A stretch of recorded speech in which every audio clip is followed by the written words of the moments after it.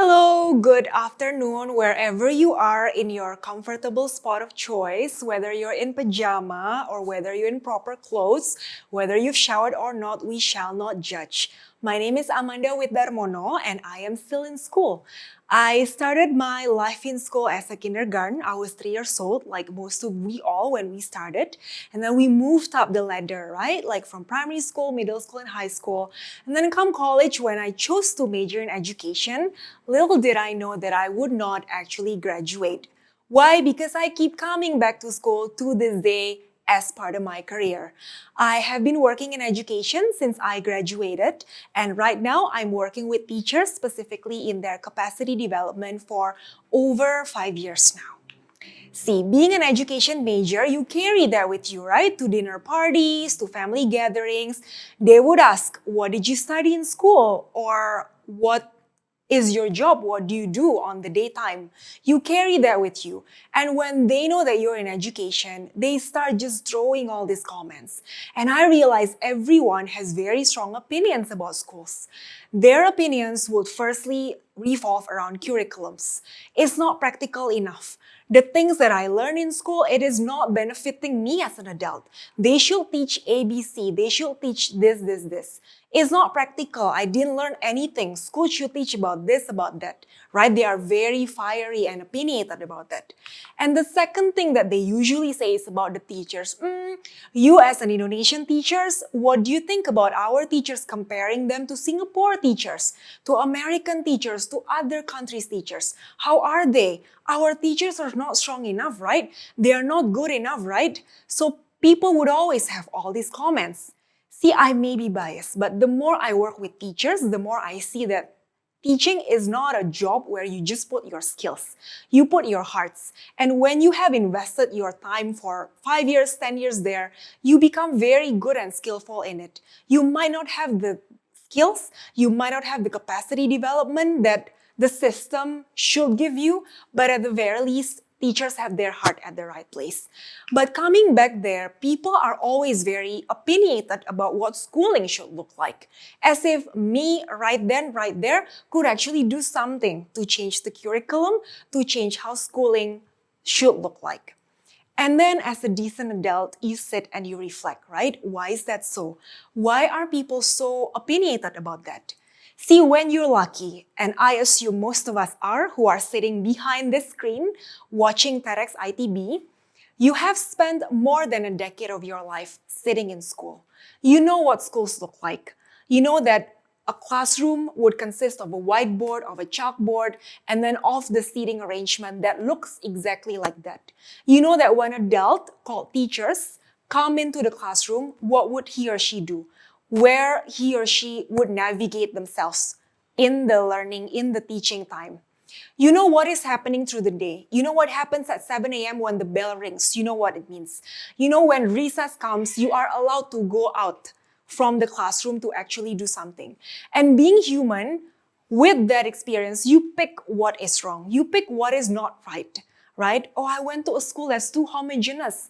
But then your classmate will say, oh, I went to a school that is too open-minded.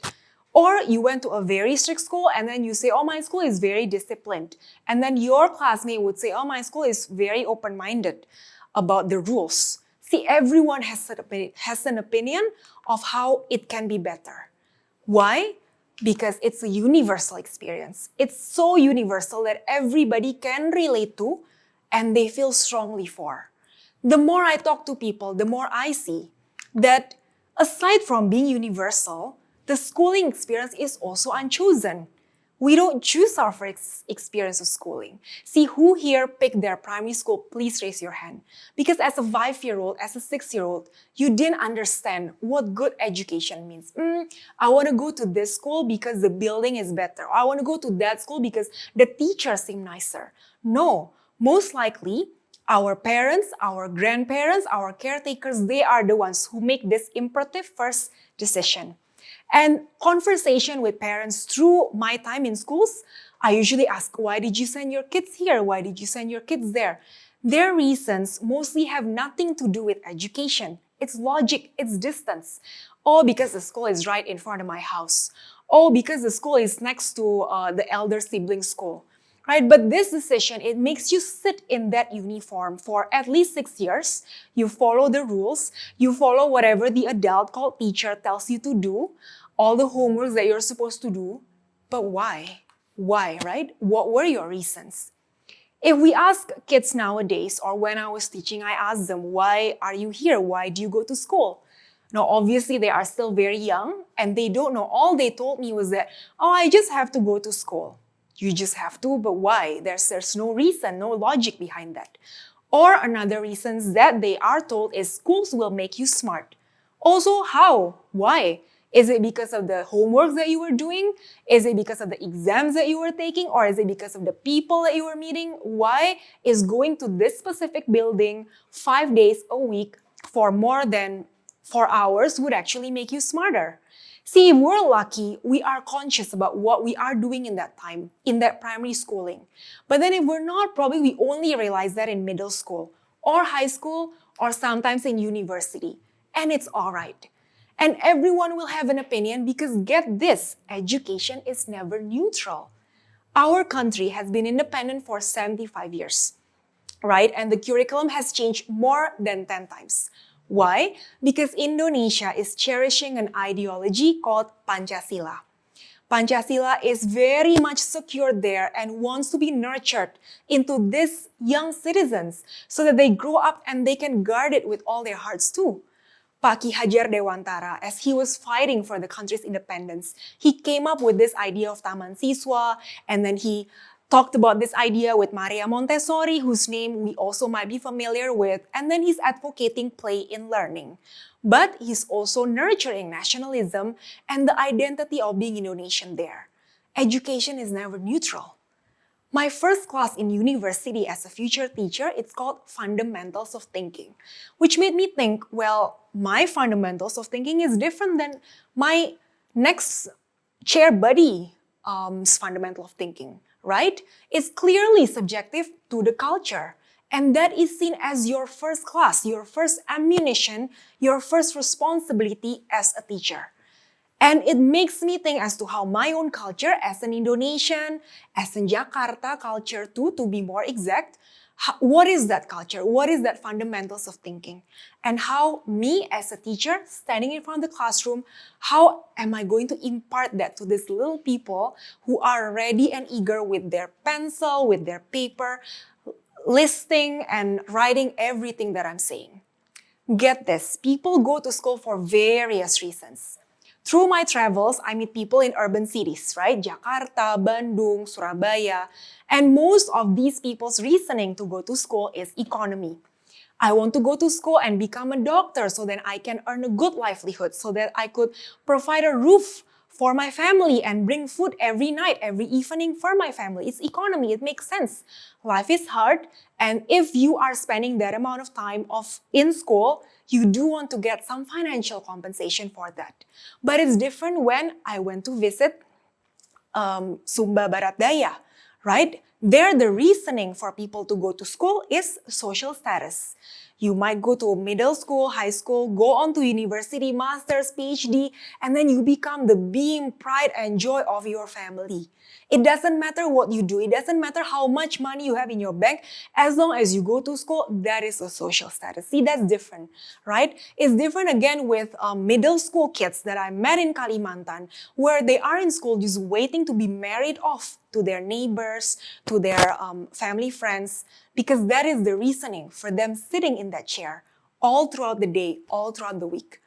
Now with that, I invite you to think, when schooling becomes a chosen experience as we are getting older, what are your reasons? What did you get yourself away from the schooling experience? If we did not know that, it's our loss. See, our schooling experience was unchosen, but we choose what we make out of it. We choose what we take away from that unchosen experience. I'm going to use an example from Ibu Kartini, who we know is a pioneer in female education here in Indonesia, right? If she's around, I imagine with her character, she'd be partying with us in Senopati, Jakarta. Ibu Kartini got a taste of education until she was 12 years old.